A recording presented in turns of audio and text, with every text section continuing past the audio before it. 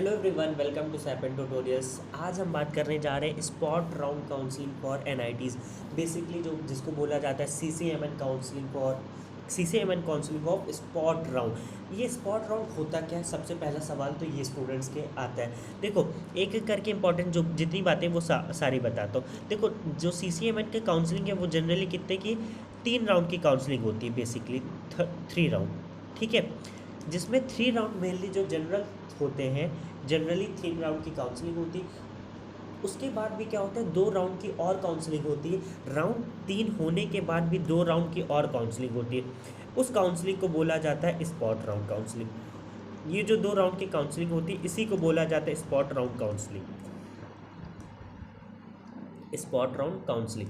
अब यहाँ पे ये होता है कि सपोज आपने क्या किया कि आपने कोई भी जब आप क्या करोगे कि एनआईटीज़ का सीसीएमएन का जब आपका क्या होगा, काउंसलिंग स्टार्ट होगी, तो आप सीसीएमएन के साइड पे अपना जो भी डिटेल्स रखोगे, फिल करोगे काउंसलिंग के लिए। सपोज आपको राउंड 1 में कोई भी एनआईटीज़ नहीं मिली, सेकेंड राउंड में भी आपको कोई एनआईटीज़ नहीं मिली, इवन थर्ड राउंड में भी अब आपको कोई एनआईटी नहीं मिली। अगर आपका रैंक बहुत ख़राब है, मतलब कि एक भी एनआईटी अभी तक आपको नहीं मिली, तो क्या चांस, अब थर्ड राउंड ओवर हो चुका है, इतने में आपका थर्ड राउंड ओवर हो चुका है, तो क्या अब आपको एनआईटी मिलने का चांस है कि नहीं है? तो अब उसके बाद क्या होता है, सुनना, एक एक इम्पॉर्टेंट जो बातें हैं उनको ध्यान से सुनना। क्या होता क्या है, स्पॉट राउंड काउंसलिंग कैसे होती है, इसको सुन लेना। बहुत इंपॉर्टेंट है, प्लीज़ वीडियो को लास्ट तक देखना, क्योंकि बहुत सारे स्टूडेंट्स, मैं अच्छा बता ही देता हूँ क्या होता है। देखो, आपको मैं एक जनरल आइडिया दे देता हूँ। जैसे एनआईटी राउरकेला की अगर मैं बात करूँ, तो एनआईटी राउरकेला को जो जनरल कट ऑफ था वो 1001 रैंक तक को लिया था थर्ड राउंड में। बट जब उसका क्या निकला, स्पॉट राउंड की काउंसलिंग में 1126 रैंक जिसका था उसको भी एनआईटी राउरकेला मिल गया। तो आपको स्पॉट राउंड काउंसलिंग में पार्टिसिपेट करना है। ये कैसा सिस्टम होता है वो मैं अब आपको बताता हूँ। देखो, सपोज आपने फर्स्ट राउंड में पार्टिसिपेट किया, ठीक है, फर्स्ट राउंड में आपने पार्टिसिपेट किया, आपको कोई एनआईटी मिली, ठीक है। उसके बाद आपने सेकंड राउंड के लिए भी पार्टिसिपेट किया। सेकंड राउंड के लिए क्या होता है, देखो, फर्स्ट राउंड में जैसे आपको एनआईटी मिलेगी तो आपको सीट एक्सेप्टेंस फीस देनी पड़ेगी। उसके बाद आप सेकंड राउंड में जाते हो। सेकंड राउंड के बाद क्या होता है कि आपको अच्छी एनआईटी नहीं मिली, तब आप क्या जाते हो, थर्ड राउंड के लिए गए। अब थर्ड राउंड में भी आपको अच्छी एनआईटी नहीं मिली सपोज, तो बहुत सारे स्टूडेंट जो हैं जिनको मान लो थर्ड राउंड तक गए, उसी टाइम पे उन्होंने सेंट्रल यूनिवर्सिटी का फॉर्म भरा है, तो वो थर्ड राउंड में उनको वो मिल गया, सेंट्रल यूनिवर्सिटी मिल गया। तो वो क्या करते हैं, थर्ड राउंड में जो भी एनआईटीज़ हैं वो क्या करते हैं, छोड़ देते हैं। तो वो जो वैकेंट सीट रह जाती है उसी को क्या करते हैं, फिल होती है वो स्पॉट राउंड काउंसलिंग में। सपोज थर्ड राउंड में आपने क्या किया, आप अब मान लो मैं अपना पर्सनल एक्सपीरियंस बताऊं, तो मेरे फ्रेंड ने क्या किया कि थर्ड राउंड में उसको क्या मिला, लोअर एनआईटीज मिली।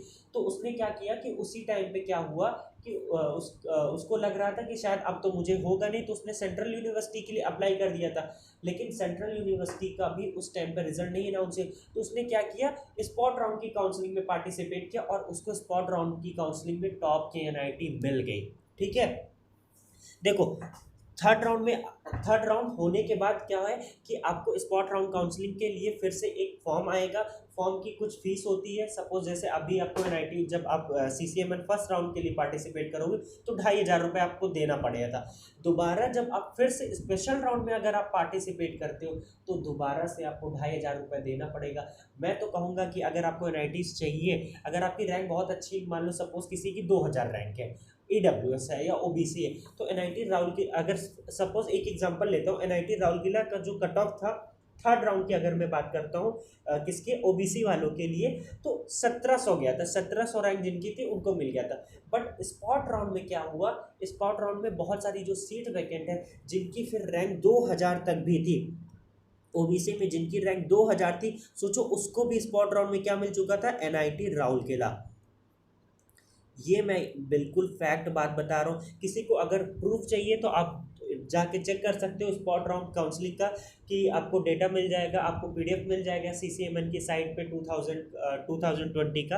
तो देखो आपको क्या करना है बेसिकली, एक बात है कि अगर आपकी रैंक मान लो सपोज आपकी रैंक अच्छी नहीं है, आपको थर्ड राउंड तक भी नहीं मिला, तब भी आप स्पॉट राउंड में पार्टिसिपेट करना है। स्पॉट राउंड में बहुत ज़्यादा डिफरेंस आ जाता है, आपको लगता नहीं कि आपको मिल पाएगा, बट स्पॉट राउंड में मिल जाता है। मैं एक बहुत ही जनरल, मेरा अभी मैं NIT राउरकेला में प्रेजेंटली, मेरा एक बैचमेट है सत्यम, तो उसने क्या था कि उसने थर्ड राउंड तक पार्टिसिपेट किया, वो EWS का था, ठीक है। थर्ड राउंड में उसको क्या हुआ कि EWS कैंडिडेट था, उसको थर्ड राउंड में क्या है कि उसकी रैंक थी 3000, ठीक है, एकदम करेक्ट इन्फॉर्मेशन बता रहा हूँ, सत्यम नाम का मेरा फ्रेंड है, तो उसकी रैंक थी 3000 EWS। थर्ड राउंड में उसको क्या मिल रहा था, लोअर NITs, बहुत ही नीचे की NITs मिल रही थी, उसकी 3000 रैंक थी, बट उसने स्पेशल राउंड की काउंसलिंग में फर्स्ट राउंड में पार्टिसिपेट किया।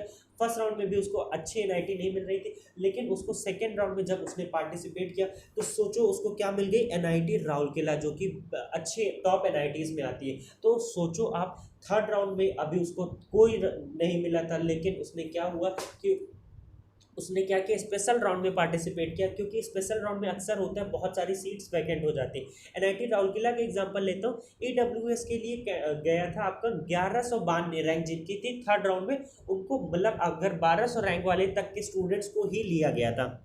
बट जब स्पेशल राउंड की काउंसलिंग हुई, क्योंकि देखा गया कि बहुत सारे स्टूडेंट छोड़ दिए थे, तो उस सीट्स को उनको वैकेंट तो छोड़नी नहीं, तो फिल तो करनी, इसीलिए स्पेशल राउंड काउंसलिंग होती है। तो वहाँ पे क्या होता है कि बहुत सारे स्टूडेंट्स को अच्छी NIT मिल जाती है। तो मैं पर्सनल ओपिनियन मेरा यही है कि अगर आपकी रैंक 2000 है, अगर आपको NIT टॉप की चाहिए, तो आप 100% स्पेशल राउंड की काउंसलिंग में पार्टिसिपेट करना। फॉर्म कब आएगा स्पेशल राउंड काउंसलिंग का, थर्ड राउंड के जैसे हो जाएगा, आपका थर्ड राउंड का रिजल्ट आ जाएगा, उसी के कुछ दिन बाद स्पेशल राउंड का फॉर्म आता है। स्पेशल राउंड के लिए आपको क्या करना पड़ेगा, फॉर्म आएगा, फिल करके एप्लीकेशन फीस देनी पड़ेगी। फिर उसके बाद जितनी भी फर्दर डिटेल्स है वो मैं जैसे ही फॉर्म आएगा वो मैं अनाउंस करता रहूँगा। एक और ये बात है कि जैसे अगर आपने फर्स्ट राउंड में क्या दिया था, सीट एक्सेप्टेंस, थर्ड राउंड में अगर आपको क्या था, कोई NIT मिल गई लेकिन अच्छी नहीं है, आप चाहते हो कि मैं अपना पर्सनल एक्सपीरियंस बताऊँ, तो मुझे थर्ड राउंड में क्या था, NIT सूरतकल मिला था, लेकिन मुझे चाहिए कौन सी थी, NIT राउरकेला चाहिए थी। क्योंकि अब NIT सूरतकल के लिए क्या था कि थर्ड राउंड में मैंने 15,000 रुपये तो सबमिट कर दिया था सीट एक्सेप्टेंस। तो फिर उसके बाद क्या होता है कि मैंने उसमें पार्टिसिपेट किया स्पेशल राउंड में, तो वो 15,000 फिर मेरा स्पेशल राउंड फर्स्ट हुआ, तो स्पेशल राउंड फर्स्ट में मुझे NIT राउरकेला मिल गया। तो मैंने जो 15,000 सीट एक्सेप्टेंस फीस दी थी, वो NIT राउरकेला के एडमिशन फीस में एडजस्ट हो जाती है, ठीक है। तो ये बातें हैं, इनको आप ध्यान से देखना। स्पॉट राउंड की काउंसलिंग जरूर से जरूर कराना। इवन मैं अगर कहूँगा, अगर आप OBC हो, अगर आपकी 2500 भी रैंक आ रही है, इवन मैं कहूँगा 3000 भी रैंक आ रही है, EWS कैंडिडेट हो, जनरल हो, तो अगर आपकी 2000 रैंक तक आ रही, तो टॉप NIT चाहिए, तो आप स्पॉट राउंड की काउंसलिंग में जरूर पार्टिसिपेट करना। SC वालों के लिए तो मैं क्या ही बोलूँ, उनके लिए अगर आपकी 6 से 7 हज़ार रैंक भी है, तो आपको क्या मिल जाएगी, टॉप NITs मिल जाएंगी स्पेशल राउंड में, ठीक है। किसी को और कोई डाउट होगा स्पेशल राउंड काउंसलिंग से रिलेटेड, तो मुझे कमेंट में बता देना। और देखो जैसे ही फॉर्म आएंगे स्पेशल राउंड, जैसे ही काउंसलिंग स्टार्ट हो जाएगी, तो मैं आपकी हेल्प करता रहूँगा, उसके लिए टेंशन मत लो। अभी बस बहुत सारे स्टूडेंट्स की यही क्वेरी थी कि स्पेशल राउंड होता क्या, उनको पता नहीं था, इस वजह से ये मैंने बना दिया है वीडियो, आप देख लो, ठीक है। अब कोई डाउट होगा तो मुझे पूछ सकते हो, डिस्क्रिप्शन में व्हाट्सएप ग्रुप का लिंक भी है, आप वहाँ से मुझे ज्वाइन कर सकते हो, वहाँ से भी पूछ सकते हो। So thank you so much for watching the video.